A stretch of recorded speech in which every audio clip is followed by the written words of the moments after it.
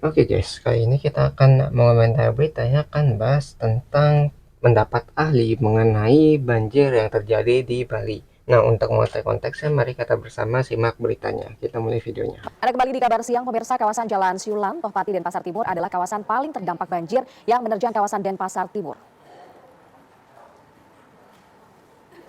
Saat ini warga terdampak banjir di Jalan Siulang mengungsi di posko Banjar Tohpati.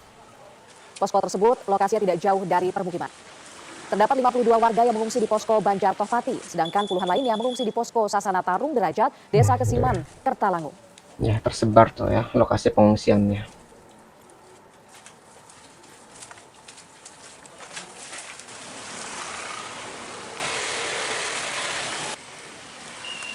Lagi pada bersih-bersih setelah banjir kemarin.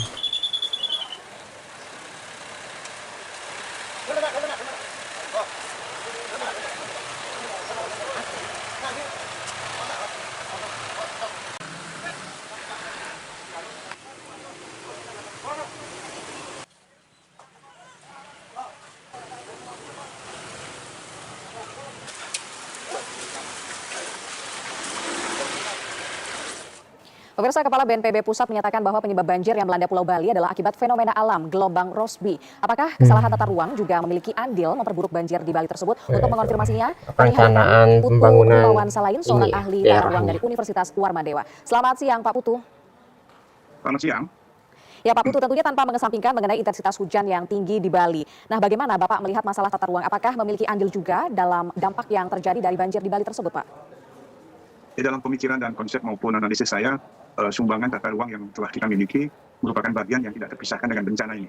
Jadi sebuah perencanaan kan kita harus mampu menanggulangi dan memenuhi segala kebutuhan masyarakat untuk paling tidak dalam 20 tahun dengan evaluasi setiap 5 tahun.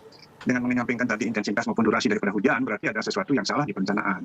Kalaupun di perencanaan sudah kita katakan sangat baik pada waktu saat dibuat, pembangunan yang berlangsung akhir-akhir ini lebih cepat daripada perencanaan. Ini problem besar, sehingga tidak siap diikuti oleh berbagai perubahan ke depan.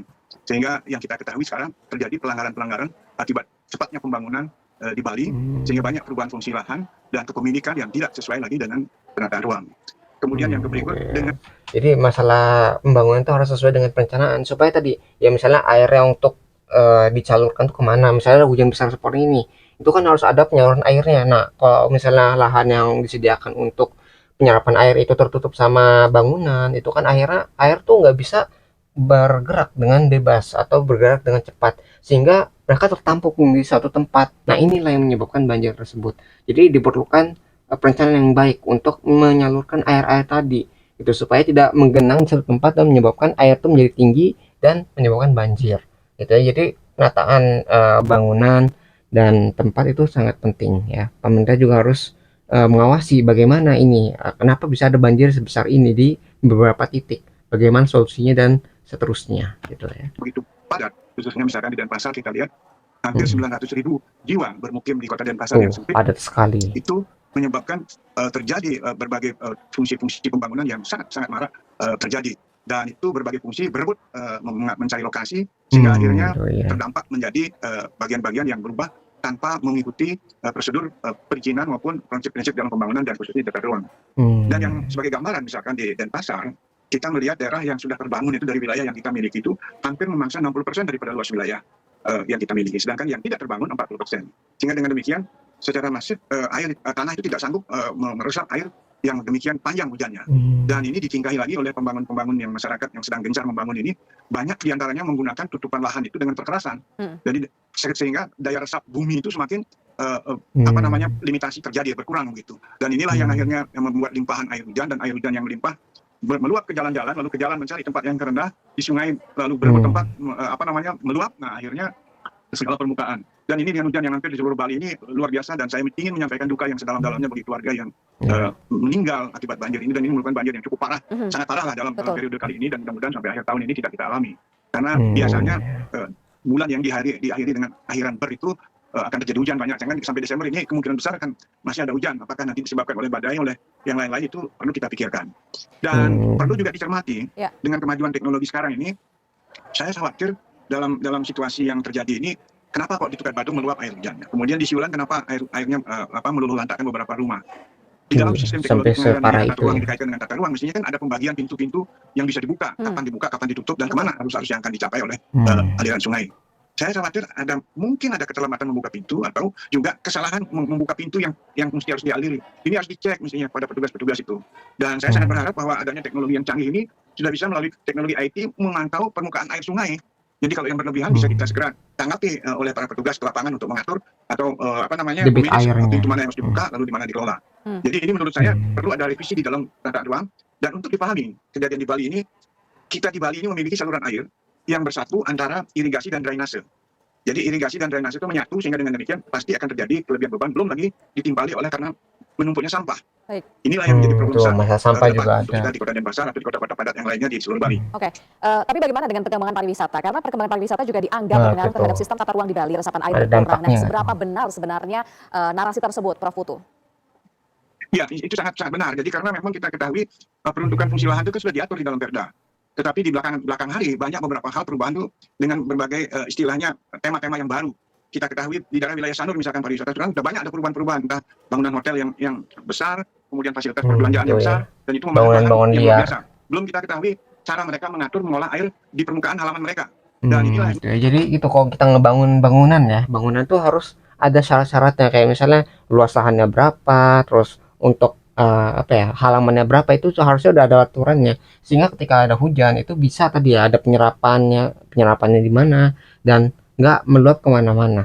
Jadi ada prosedur yang mungkin dilanggar sehingga menyebabkan kerusakan yang besar seperti ini. Jadi nggak cuma dari bangunan, tapi dari pengelolaan airnya juga, masalah di sungainya. Misalnya ada berapa pintu yang harusnya dibuka itu ya, supaya bisa mengalirkan air. Nah, mungkin gara-gara terlambat dibukanya sehingga airnya tuh menggenang dan menyebabkan kerusakan.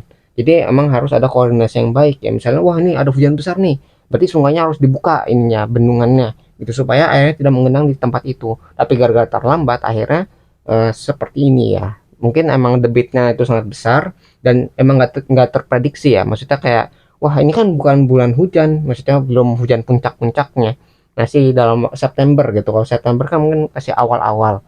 Nah, ketika nggak bisa diprediksi dengan baik, nggak ada komunikasi yang baik juga, sehingga tadi hujan yang besar dalam waktu singkat, tidak di apa ya, respon dengan baik dengan pembukaan pintu yang cepat, menyebabkan kerendam ya banyak daerah, mungkin sampai ratusan titik gitu ya. Walaupun tadi ya nggak semuanya itu buruk, tapi beberapa tempat tuh sampai ada orang yang hanyut ya. Berarti kan itu sangat parah sekali, sehingga orang tuh bisa hanyut di banjir tersebut gitu ya. Ada yang masih belum ditemukan ya, dan berapa orang tuh sampai tewas. Berarti kan itu sangat parah sekali bencananya ya.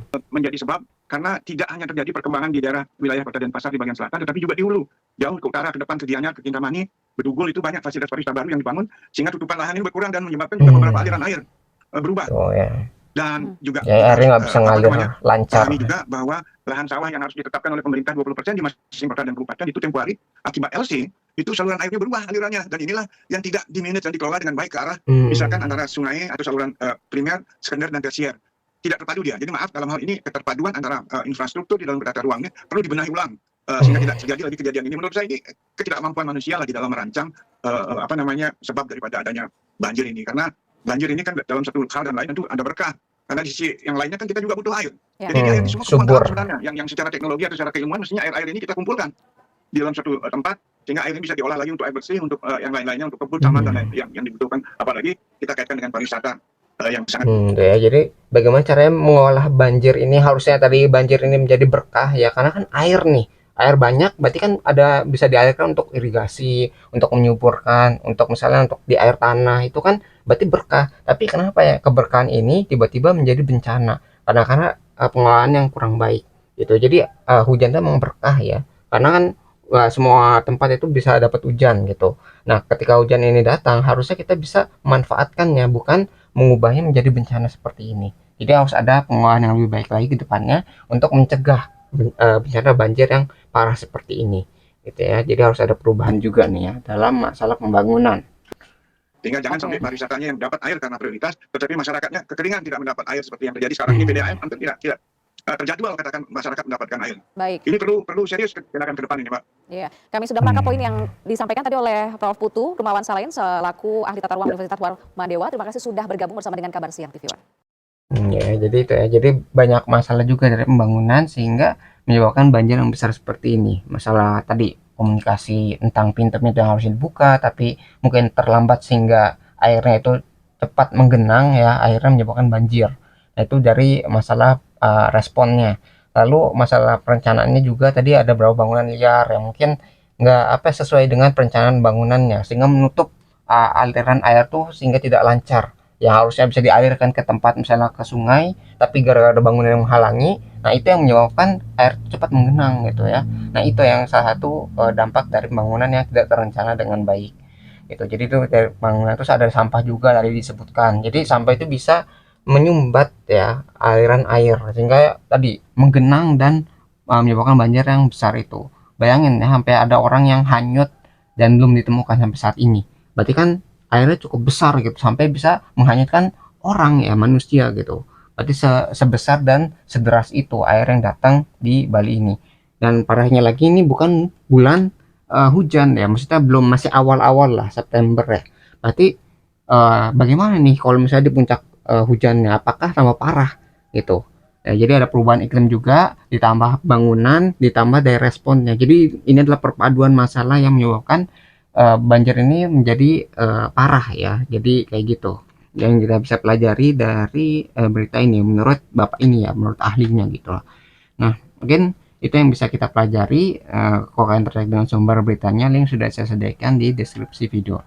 Nah mungkin sekian yang bisa saya sampaikan. Semoga video bisa bermanfaat, kurang lebih yang mohon maaf. Kita ketemu lagi di pembahasan selanjutnya, insya Allah.